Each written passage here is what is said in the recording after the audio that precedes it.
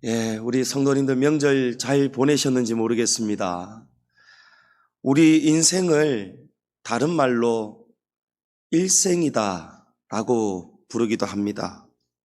왜 일생인가 하면 딱 한 번, 누구라도 인생은 딱 한 번 살다가 죽을 수밖에 없기 때문입니다. 그래서 이 한 번뿐인 인생, 두 번이라도 살 수 있다면 한 번은 그렇다 지나가더라도 두 번의 기회가 있지 않겠습니까? 근데 우리에게는 일생이기 때문에 이 한 번뿐인 인생을 할 수만 있다면 후회 없는 인생으로 또 행복한 인생으로 살아보려고 모두가 다 그렇게 부단하게 애를 많이 씁니다. 지난 명절에 뉴스를 보니까 새해에 바라는 소원이 무엇인가 인터뷰를 하는데 대다수가 바라는 소원이 1등 로또 당첨이라고 합니다. 당첨이 되면 뭐 하겠습니까? 하였더니 다 집을 장만하겠다, 좋은 차를 구입하겠다, 다 이런 말들을 합니다. 공통적으로 세상에 사는 사람들이 행복의 기준이 뭐냐니까 물질적 풍요더라고요.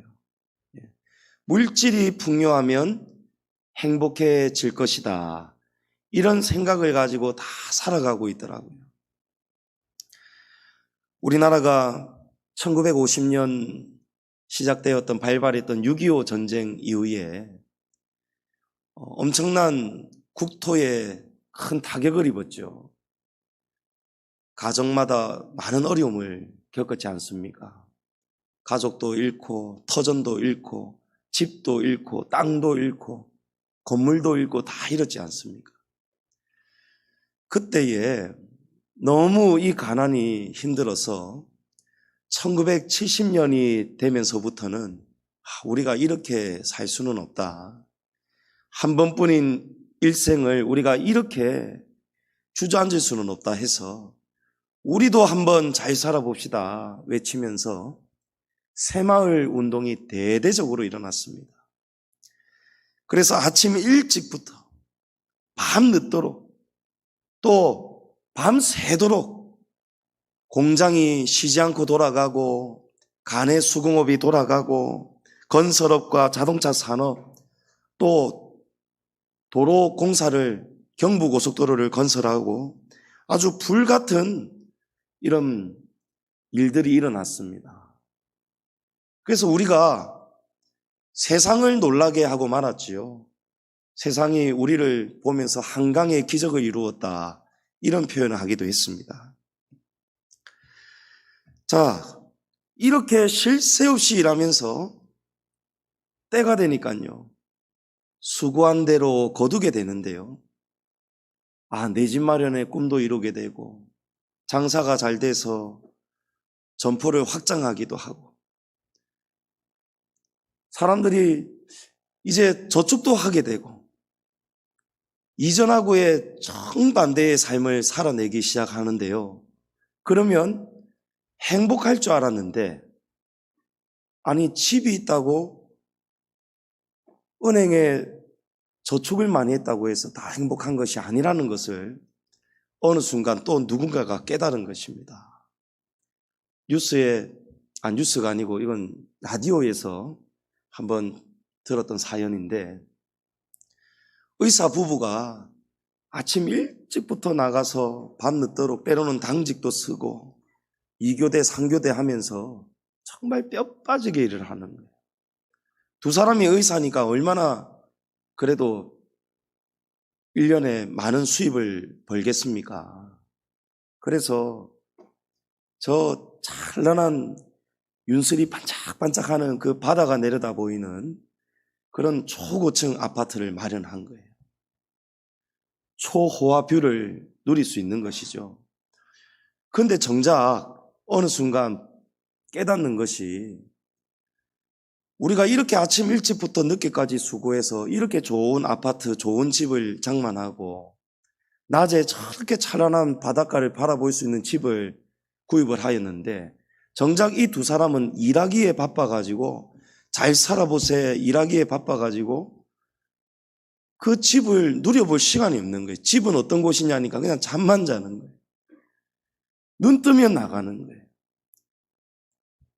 이 집의 살림을 또 누군가가 도와줘야 되니까 가정부를 같이 집에서 잠도 같이 자면서 사는 생활하는 가정부 아주머니를 모셨는데 알고 보니까 어느 날 깨달아 보니까 부부는 이 초호화 집을 별로 누리지를 못하고 부부는 출근하고 난 다음에 가정부 아주머니가 청소 오전에 잠시 하다가 창가에 앉아서 저 윤슬이 반짝반짝거리는 바닷가를 보면서 커피 한 잔의 여유를 즐긴단 말입니다.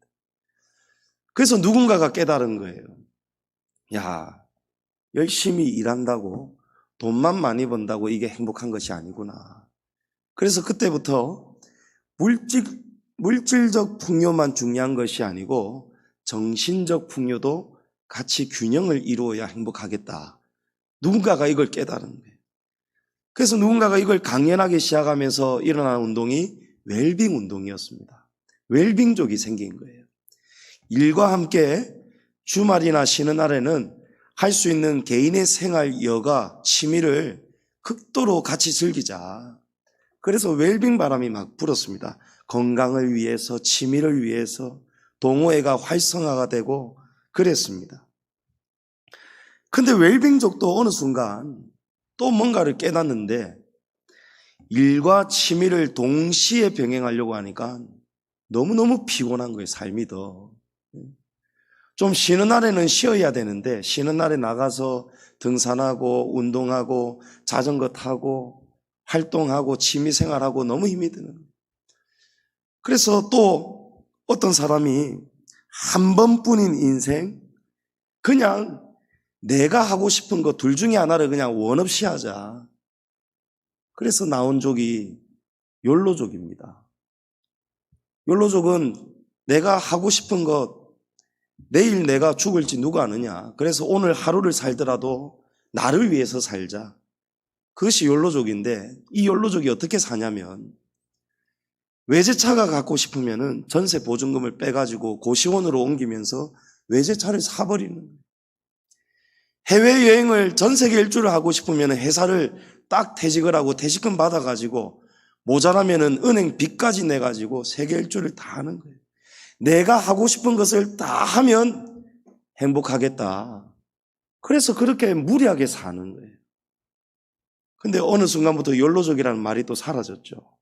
왜 사라졌는지 아십니까? 욜로족이 정말 원 없이 내 마음대로 내 하고 싶은 나의 길을 가보니까 이렇게 살다가는 골로 가겠다는 거예요. 뒷감당이 안 되는 거예요. 돌아오면 현실에 그 막중한 내가 책임져야 되는 일들이 남아있는 거예요. 그래서 욜로족에서 깨달은 사람들이 지금 골로족으로 옮겨갔다는 거예요. 인생 함부로 살면 안 된다. 잘못하면 골로 간다. 이제 앞으로 또 어떤 사람들이 나올지 모르겠습니다. 지금 세상 사람들은 여기저기에서 지금 방황을 여전히 하고 있습니다. 행복을 찾아서 시행착오를 겪고 있습니다.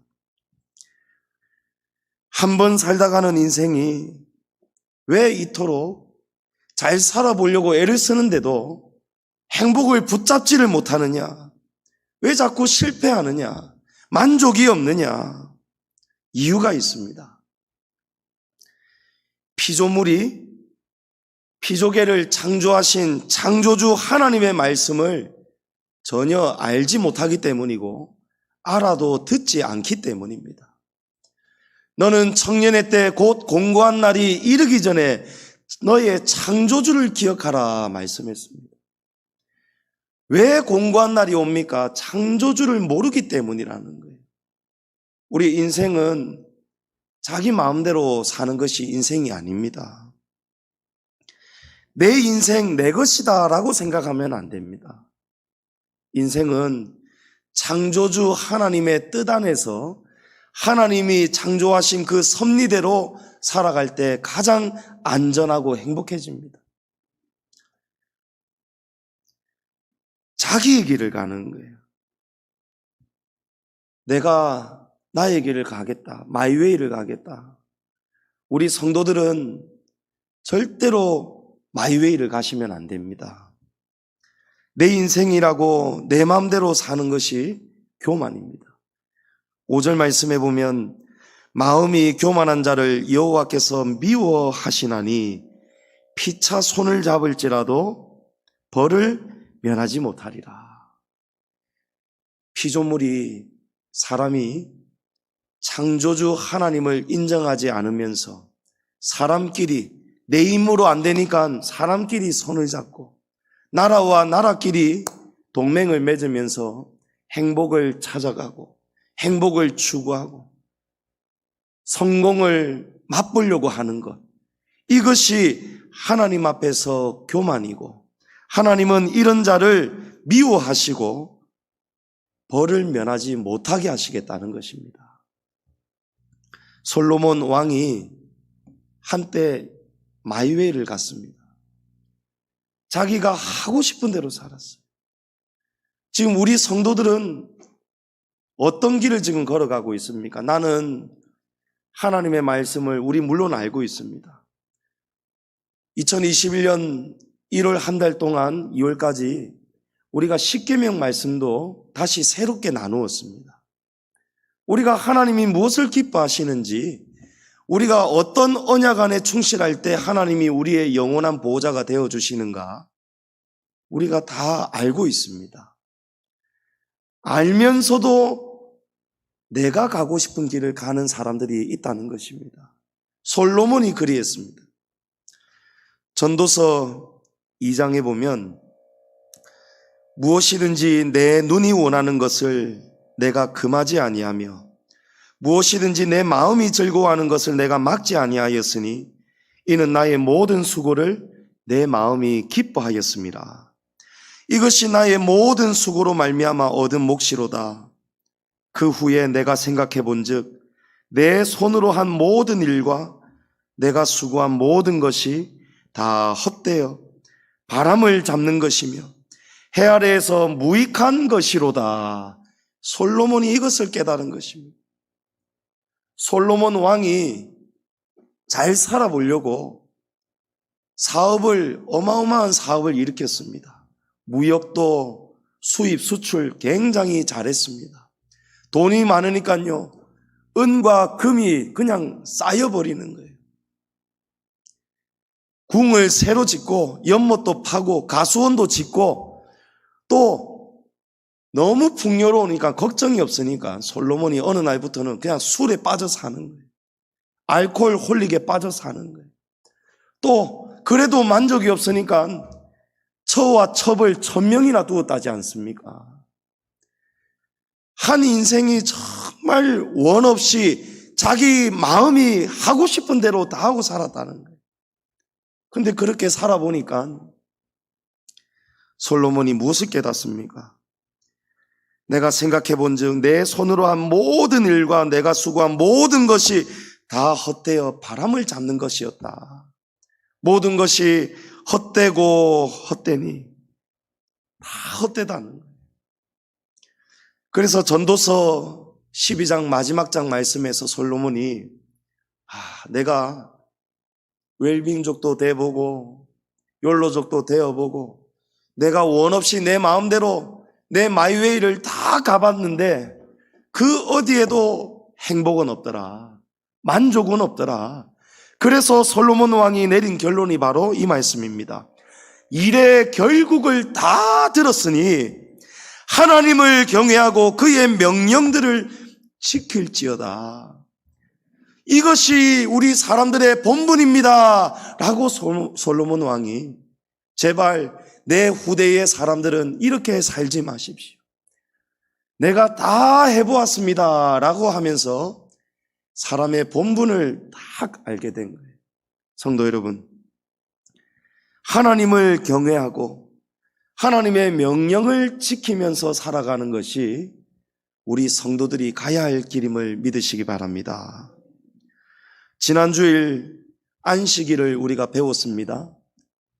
오늘 이 주일은 우리가 하던 일을 딱 멈추고 가만히 앉아 쉬는 날이 아니고 하던 일을 멈추어야 우리가 단 하루를 창조주 하나님을 기억해야 되는 날이 필요합니다. 창조주 하나님을 기억하는 날이 주일입니다. 창조주 하나님 안에 하나님의 명령을 지키면서 하나님을 경외하면서 살아야 우리가 복을 받게 되고 그 하나님 안에서 하나님이 우리의 실수와 허물도 용서하여 주시고 병도 고쳐주시고 일용할 양식도 주시고 하나님이 원수도 우리 앞에서 멸하여 주시고 우리의 보호자가 되어 주실 수가 있는 것입니다. 내가 아무리 잘한다고 나보다 더 힘 있는 사람하고 손을 잡는다 할지라도 하나님은 마이웨이를 가는 사람을 미워하시고 그 죄를 벌하신다는 것을 기억하시기 바랍니다. 오늘 본문은 우리가 어떻게 하면 하나님을 경외하고 하나님의 명령을 지키며 그런 길을 걸어가면서 범사가 형통한 사람이 될 수 있는가? 그 길을 우리에게 가르쳐주고 있습니다. 범사의 형통한 길 걸어가시기 위해서 이 세 가지를 꼭 기억하시기를 바랍니다. 먼저 첫 번째로 우리가 범사가 형통해지려면 여호와 하나님께 자기의 인생을 맡기는 성도가 되어야 됩니다. 3절 말씀에 너의 행사를 여호와께 맡기라. 그리하면 내가 경영하는 것이 이루어지리라. 아멘. 여기 맡기다라는 원어의 뜻을 보면 굴려버리다 이런 뜻입니다. 우리 인생을 하나님께 그냥 굴려버리라는 거예요. 아예 그냥 다시는 못 돌아올 만큼 우리 인생을 하나님께 완전히 보내라는 것입니다. 하나님께 자기의 인생을 맡기고 나면은 하나님께서 그 맡긴 사람의 경영하는 일을 이루어 주신다는 것입니다. 9절 말씀에도 사람이 마음으로 자기의 길을 계획할지라도 그 길을 인도하시는 분은 여호와시라고 했습니다. 우리가 아무리 잘 살아보려고 애를 써도 우리의 가는 그 걸음을 잘 되도록 복을 주시는 분도 아니면 실패를 맛보게 하시는 분도 생사하복을 주관하시는 분이 여호와 하나님이시라는 거예요. 창조주 하나님의 손에 다 있다는 것입니다. 사람이 행복하고 싶고 형통하고 싶고 돈을 저축하고 내 집을 마련하고 건강하고 싶고 이런 모든 노력을 아무리 한다 할지라도 내가 해서 얻을 수 있는 것은 하나도 없다는 거예요. 잠시 맛보고 누려볼 수는 있을지 모르겠지만 결국에는 일의 결국이 되려면 솔로몬의 말씀처럼 하나님을 경외하고 그의 모든 명령을 지키고 행하라는 것입니다. 그러나 사람이 하나님께 맡기라, 하나님께 맡기기만 한다고 해서 과연 다가 될 수 있겠습니까? 우리가 지금 신앙생활 수년, 수십 년 하신 분들 계시는데 우리가 하나님께 정말 맡긴다는 것, 여러분 어떤 의미인지 아십니까? 맡겨보셨느냐 말이에요. 이 맡긴다는 것의 의미를 우리가 배우는 것입니다, 오늘. 하나님께 주님 도와주실 줄 믿습니다. 건강 지켜주실 줄 믿습니다. 사업 성공하게 할 줄 믿습니다. 여러분 이게 다 맡기는 것일까요? 그러면 잘 돼야 될 거 아닙니까? 우리가 이 말씀 들을 때마다 막 힘이 나고 위로가 되고 설교자도 담대하게 전하고 말씀을 듣는 청중 우리 성도들도 너의 행사를 여호와께 맡기라 그리하면 그가 경영하는 바를 이루어 주실 것이다. 이 말씀 자체는 굉장한 말씀이지 않습니까? 근데 이 말씀 우리가 어떻게 내 것으로 만들 거냔 말이에요. 여러분 어떻게 하나님께 맡기고 있습니까? 맡기는 법을 모르지 않습니까?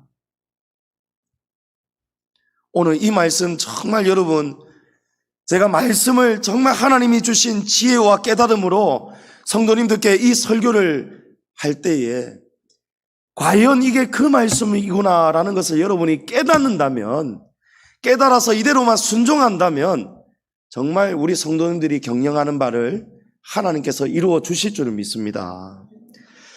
자, 성도는 가만히 하나님께 맡기기만 한다고 해서 형통의 복이 그냥 오지가 않습니다. 성경은 이쪽도 보아야 되고 저쪽도 보아야 되고 66권을 두루두루 살펴야 됩니다. 글자만 보고 문자적으로만 받아들이면 안 됩니다.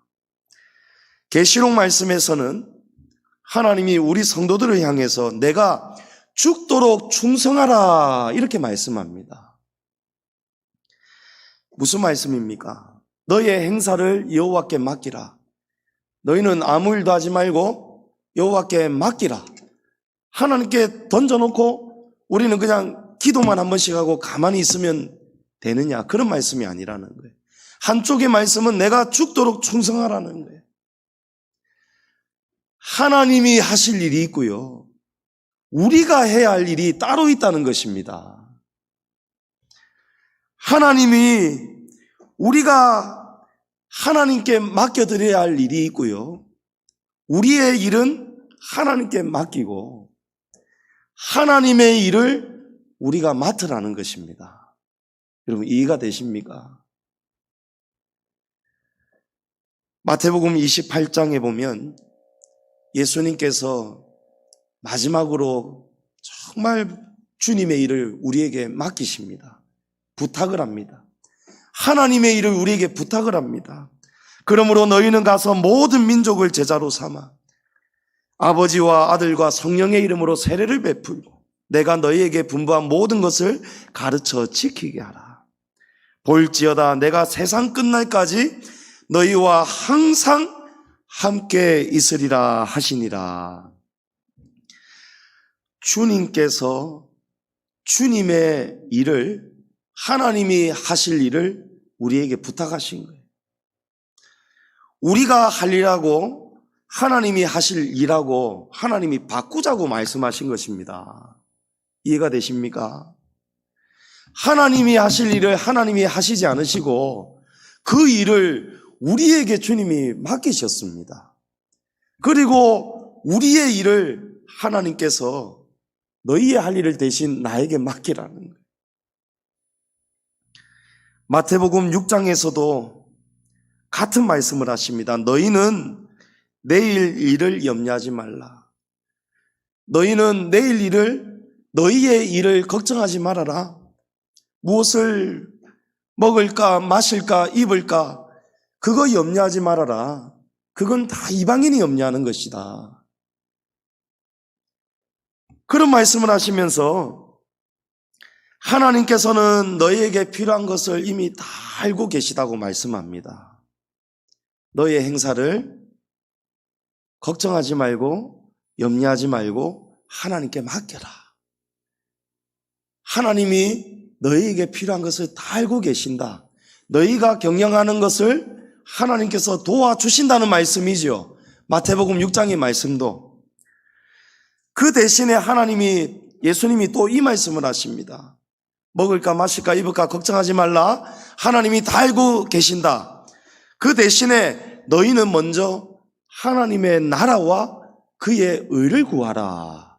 그걸 말씀하십니다. 왜 우리가 하나님의 나라를 구해야 됩니까? 하나님이 하실 일인데 하나님이 바꾸자는 거예요. 하나님은 창조 때에는 혼자 일하셨습니다. 하나님의 창조에 우리가 동참한 적이 없습니다. 하나님이 혼자 6일 동안 창조하셨습니다. 그러나 6일째에 창조된 우리의 사람을 보시고 하나님이 다른 피조물을 향해서는 좋았더라라고 말씀하셨는데 우리 사람을 만드신 이후에는 하나님이 보시기에 심히 좋았더라라는 거예요. 하나님이 사람을 너무 사랑하신다는 거예요. 하나님이 세상을 이처럼 사랑하신다는 거예요. 그래서 하나님께서 신약 성경 고린도서에 보면 하나님이 우리를 동역자로 부르셨다는 거예요. 우리가 하나님의 동역자라는 거예요. 하나님이 우리를 하나님 나라의 일에 참여를 시켜주시는 것입니다. 창조 때에는 하나님이 혼자 일하셨지만 이제 하나님의 나라를 완성시켜 가시는 일에는 하나님께서 우리를 동역자로 사용해 주시는 거예요. 이것이 우리에게 얼마나 큰 복이 되는지 모릅니다. 그래서 하나님께서 하나님의 일을 우리에게 맡기시면서 너희가 나의 일을 맡아준다면 너희의 일을 다 내게 맡겨라. 내가 너희의 필요한 모든 것을 경영하는 것을 다 도와줄 것이다. 이루어질 것이다. 이것이 우리가 하나님께 맡기는 말씀의 본래의 의미입니다. 주님께 맡긴다는 것은 주님께 우리의 인생을 다 드리는 것입니다. 주님을 위해서 우리가 사는 거예요. 내 일을 위해서, 내 사업을 위해서 우리가 물론 열심히 일을 합니다마는 그 일에 대한 결과는 하나님께 맡겨드리는 거예요. 그리고 우리는 그 일에 대한 결과를 걱정하거나 염려하는 것이 아니고 우리는 어디에 충실하고 살아야 됩니까? 먼저 하나님의 나라와 하나님의 의를 구하라는 거예요. 주님이 맡기신 주님의 일을 위해서 우리의 인생 전부를 다 드리라는 것입니다. 성도 여러분, 주님이 분부하신 모든 것을 우리가 지키는 것, 그리고 주님이 분부한 모든 것을 가르치는 것, 복음을 전하는 것이 하나님께서 우리에게 맡기신 주님의 일입니다. 우리의 일을 주님께 맡기시기 바랍니다. 내가 사는 것, 먹고 마시고 입는 것을 걱정하는 것, 이 모든 것을 다 주님께 맡기시기 바랍니다. 공부도 최선을 다해야 됩니다. 사업도 장사도 최선을 다해야 됩니다. 직장 생활도 취업도 공부도 우리가 다 최선을 다해야 됩니다.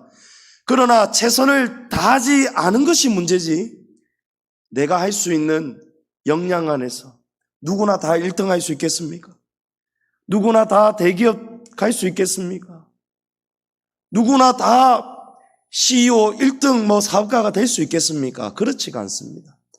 각자에게 주신 하나님께서 맡기신 분량이 있습니다. 그 분량 안에서 우리는 최선을 다하는 거예요. 최선을 다했다면 나머지 결과는 하나님께서 하실 일입니다. 하나님이 경영하실 일이에요. 하나님께 다 맡겨드리시고 대신에 우리는 주님의 일에 최선을 다하시기 바랍니다. 주님이 부탁하신 일에 충성을 다하셔서 주님의 일에 충성하는 사람에게 임하는 범사가 형통한 복, 하나님께서 우리의 일을 경영해 주시는 이 복이 나타날 수 있기를 축복합니다. 자, 이제 두 번째로 우리가 범사의 형통한 복을 누리려면 여호와를 경외하는 성도가 되셔야 됩니다. 경외하셔야 됩니다. 6절 말씀에 인자와 진리로 인해서 제약이 속하게 되고 여호와를 경외함으로 말미암아 악에서 떠나게 된다 말씀합니다. 우리가 복을 받는 것도 중요하지만 받은 복을 잃어버리지 않고 쏟지 않는 것도 굉장히 더 중요합니다. 복을 받는 것도 중요하지만 한순간에 복을 잃어버리지 않는 것도 중요하다는 것입니다. 우리가 언제 복을 잃어버립니까? 악한 길에 들어설 때입니다. 우리가 악한 길에 빠지게 되면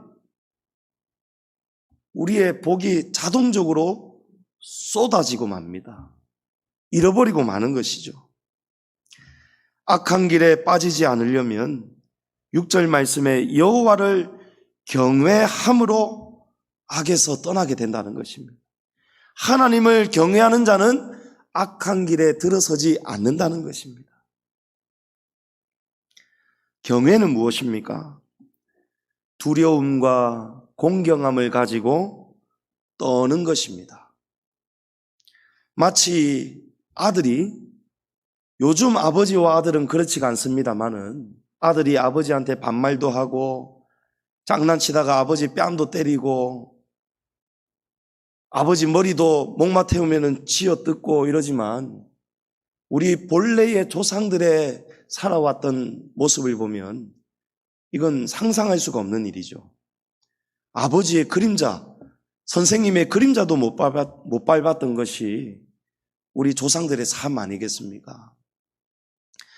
아들이 아버지를 사랑하면서도, 아버지를 진심으로 사랑하면서도 동시에 아버지를 존경하고 공경하며, 아버지를 공경하기 때문에 아버지의 이름도, 아버지 오신다 하면은 행동가지를 더 조심하게 되고 떠는 것, 이런 것이 바로 경외입니다. 시편 2장 11절에 여호와를 경외함으로 섬기고 떨며 즐거워할지어다.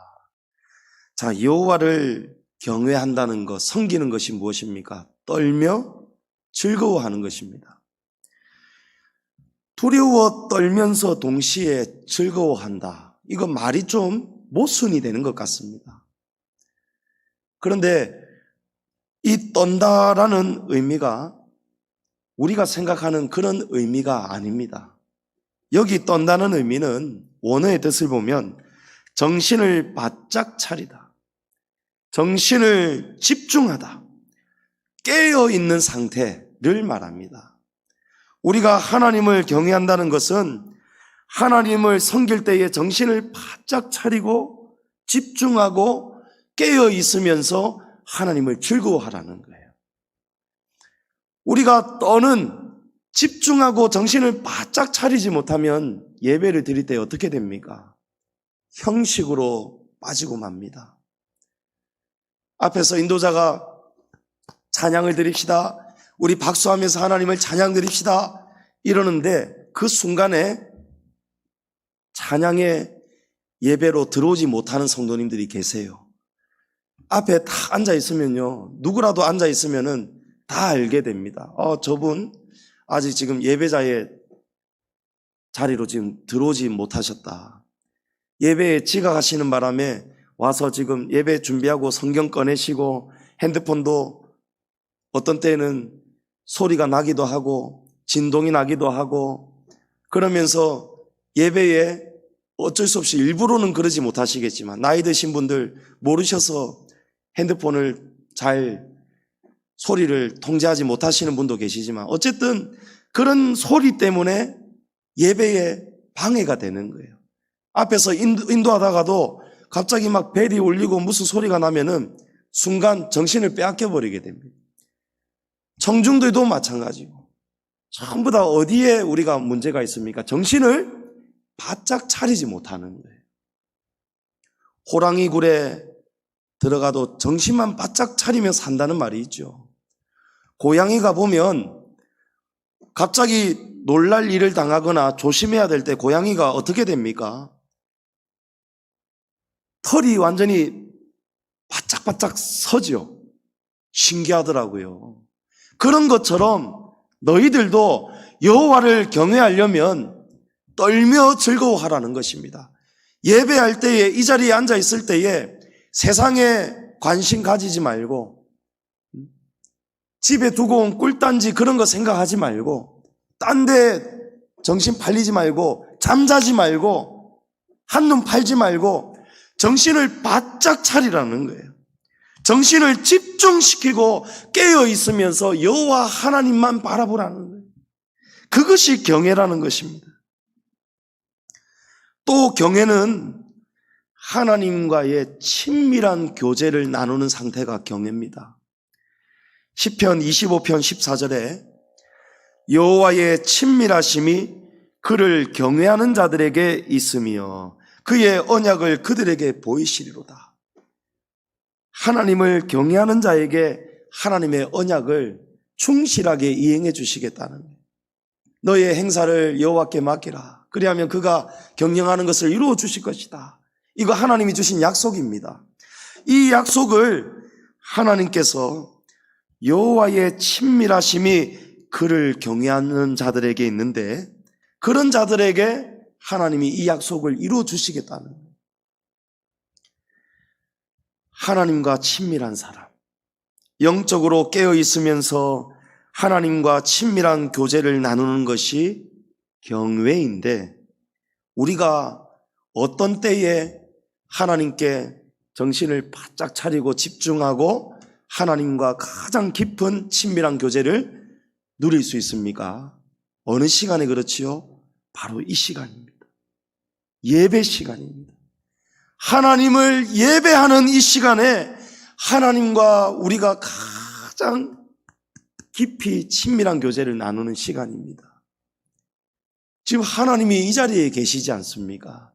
여러분 마음속에 있고 지금 말씀 가운데 하나님이 우리 양지중앙교회 성도들아 정말 오늘 이 말씀 잘 들어서 이 세 가지를 꼭 기억해서 범사의 형통한 복을 좀 제발 받아 누려라.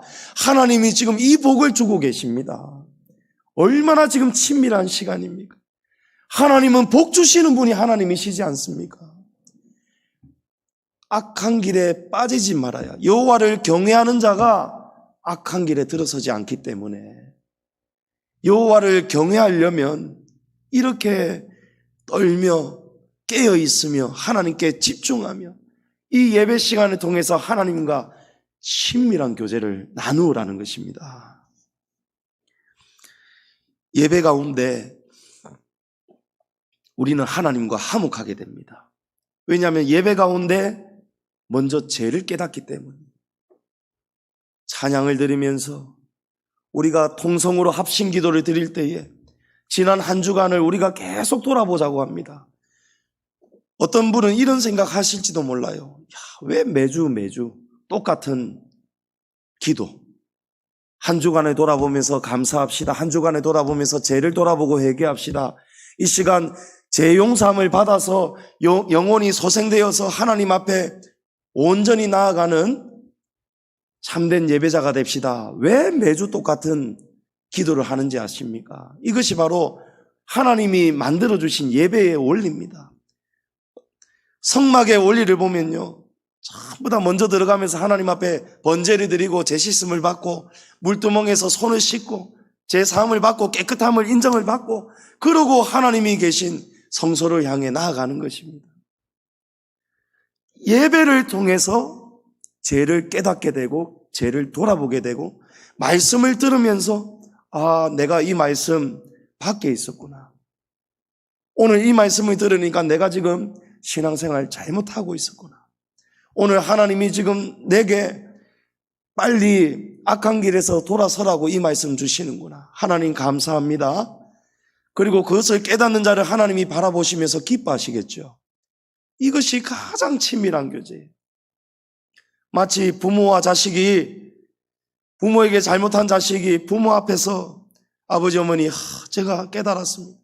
제가 잘못했습니다. 용서해 주십시오 할 때 죄를 깨닫고 용서해 달라 하고 돌아서는 그 자식을 부모가 바라볼 때 어떻습니까? 얼마나 기쁘겠느냐 말이에요.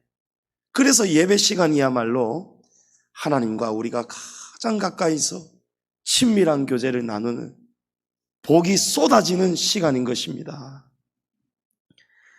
하나님은 요한복음 4장 23절에 예배하는 자들 찾으십니다. 아버지께 참되게 예배하는 자들은 영과 진리로 예배할 때가 오나니 곧 이때라.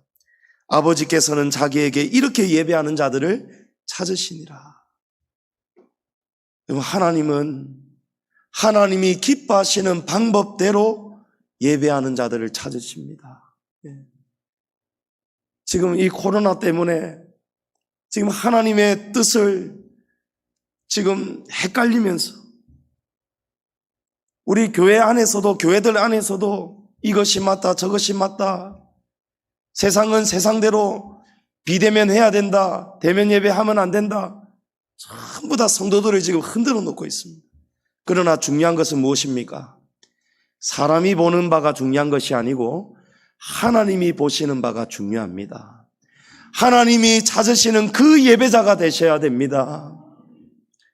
우리가 정신을 바짝 차리고 말씀에서 멀어지지 않도록 떨며 지금 마치 털을 곤두세워서 하나님 앞에서 떨면서 하나님, 제가 이 말씀 딱 붙잡겠습니다.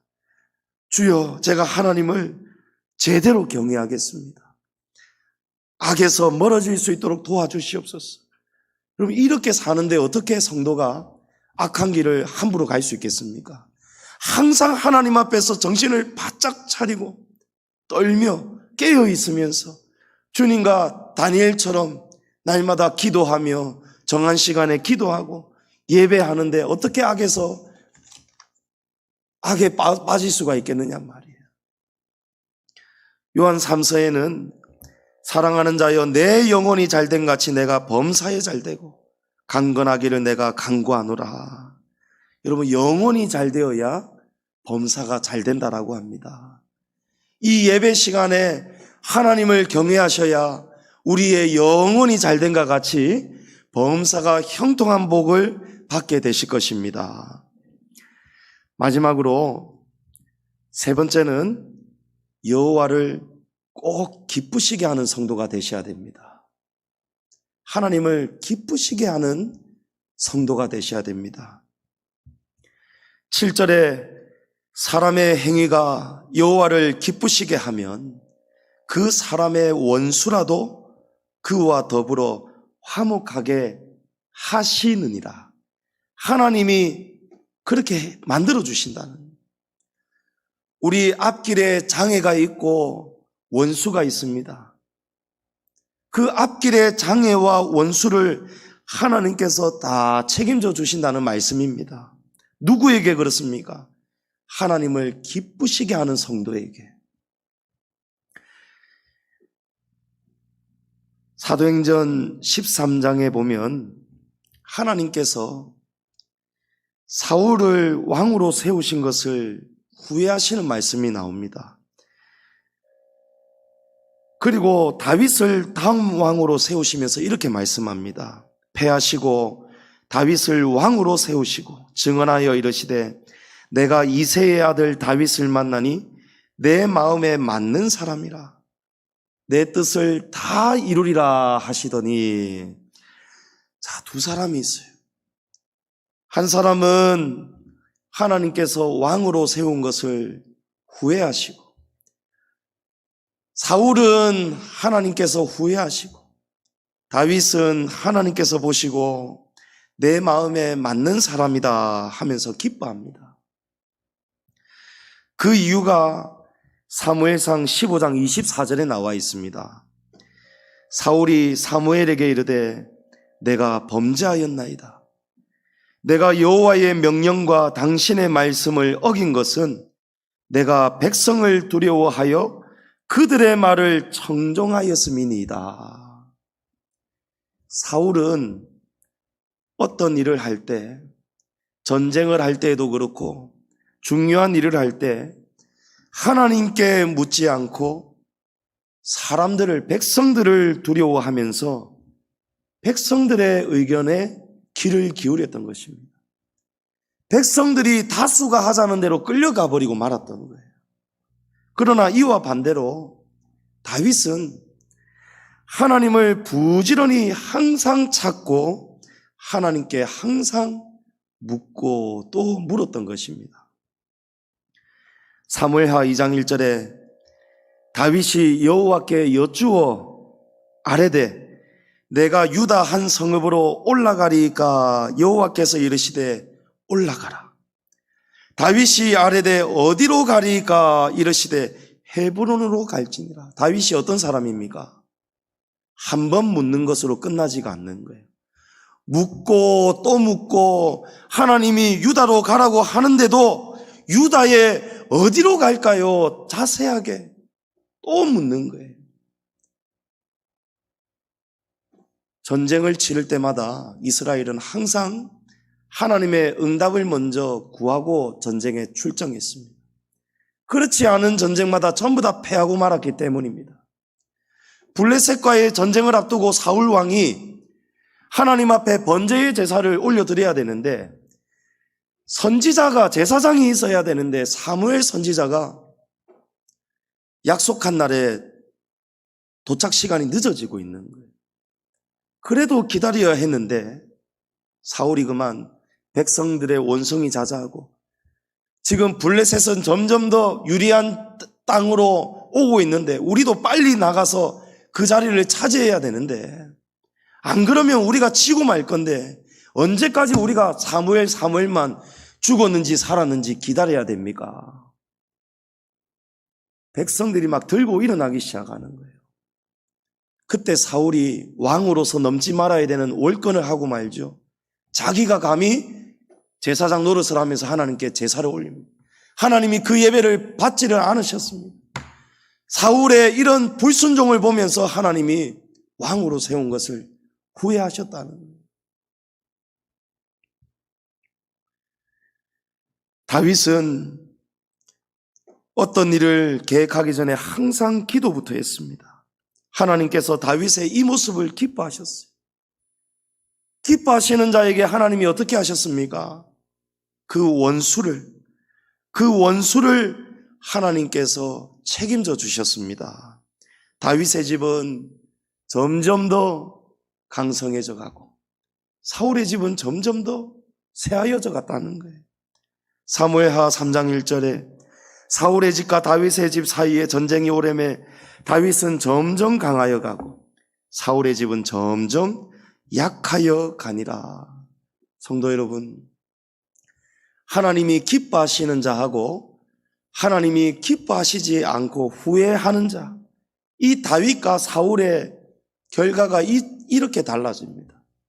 하나님이 기뻐하시는 사람은 점점 더 강성해져 가고 하나님께 묻지 않고 사람에게 묻고 사람을 의지하고 자기 뜻대로 사는 사람은 하나님께서 점점 더 약해지게 만드시더라는 거예요. 여러분, 어디에 우리의 인생의 사활을 걸어야 되겠습니까? 기도입니다. 기도. 하나님을 부지런히 찾고 기도하셔야 됩니다. 잠언 3장 6절에 너는 범사의 그를 인정하라. 그리하면 내 길을 지도하시리라. 자, 여기에 너는 범사의 그를 인정하라를 너는 범사의 하나님께 기도하라. 이렇게 여러분이 이 말씀을 기억하시기 바랍니다. 범사의 하나님을 찾고 기도하는 것이 그것이 바로 하나님을 범사에 인정하는 것이기 때문입니다. 그리하면은 하나님께서 우리의 경영하는 바를 도와주시고 앞길의 원수도 제하여 주시고 하나님께서 우리의 길을 지도해 주실 것입니다. 고아들의 아버지 조지 뮬러 목사님 아시는 분 계실 겁니다. 이 목사님이 쓰신 책에 일평생 5만 번 이상 기도를 응답받았다는 책이 있습니다. 조지 뮬러 목사님이 한평생 무슨 일을 하셨느냐 하면 고아원을 운영하셨어요. 하나님은 성경이 이렇게 또 소개를 하는 성경이 있죠. 하나님은 고아들의 아버지시다. 고아를 누가 책임져야 됩니까? 하나님이 책임지셔야 돼요. 하나님이 하실 일이라는 것입니다. 오늘 본문이 말씀하시는 대로 조지 뮬러 목사님은 자기의 일을 하나님께 다 맡겨드리고 하나님의 일을 조지 뮬러 목사님이 평생 맡으셨습니다. 고아의 아버지가 되시는 하나님의 일을 조지 뮬러 목사님이 400명이 넘는 고아들을 양육해 가면서 그들을 위해서 양식을 먹이고 성경과 복음을 가르치고 증거했습니다. 주님이 분부한 그대로 조지 뮬러 목사님이 살아갔습니다. 그런데 어느 날 이 폭우가 쏟아지는 날, 엄청난 폭우가 쏟아지는 날, 고아원의 재정은 이미 바닥이 나 있었고 폭우가 쏟아지고 있고 아침에 먹을 빵과 마실 우유는 하나도 없이 완전히 400명이 넘는 고아와 조지 뮬러 목사님이 배고픔에, 눈을 뜬 아침에 먹을 것이 없는 그런 비참하고 절망적인 시간을 맞이하게 되었습니다. 그때 조지 뮬러 목사님이 400명의 고아들과 함께 무엇을 했는지 아십니까? 기도했습니다. 기도했어요. 하나님께 식사 기도를 했습니다. 식탁 위에 아무것도 없는데 식사 기도를 한 거예요. 낙심이 될 수가 있고 절망이 될 수가 있고, 날은 번개가 치고 폭우가 쏟아지고 춥고 배가 고프고, 그런 상황 속에서도 조지 뮬러 목사님은 하나님 말씀대로 너희의 행사를 여호와께 맡기라, 하나님께 맡겨드린 것입니다. 하나님께 맡겨드린 거예요. 그리고 그런 어려운 순간 속에서도 하나님을 경외하죠. 뮬러 목사님이 정신을 집중하고, 정신 집중을 하지 못하면 전부 다 탓을 하게 되잖아요. 내가 주님을 위해서 이렇게 충성을 다하는데도 고아원의 재정이 어떻게 이렇게 바닥이 날 수가 있는가.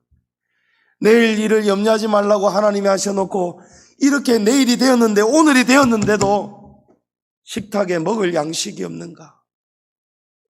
하나님을 경외하지 않고 떠나버리면 이렇게 악한 길로 들어설 수밖에 없습니다. 근데 조지 뮬러 목사님이 행사를, 내일 일을 걱정할 거를 주님께 전부 다 맡겨드렸지요. 그리고 하나님을 경외하는 일에서 떠나지 않았지요. 그리고 하나님을 기쁘시게 합니다. 무엇입니까? 기도드렸습니다. 하나님, 오늘 이 아침 폭우가 쏟아지는데도 우리 400명이 넘는 이 아이들 지난 밤 사이 지켜주셔서 감사합니다. 지금 우리 눈앞에는 먹을 것이 없지만 하나님께서 약속하신 대로 일용할 양식을 주님께서 보내주실 줄을 믿습니다. 이렇게 감사 기도를 올려드렸어요. 400명이 넘는 고아들이 그 넓은 식당에서 전부 다 이 조그만한 아이들이 고사리 손을 모아가지고 다 배가 고프니까 그 기도를 드렸는 거예요. 그런데 기도가 끝나자마자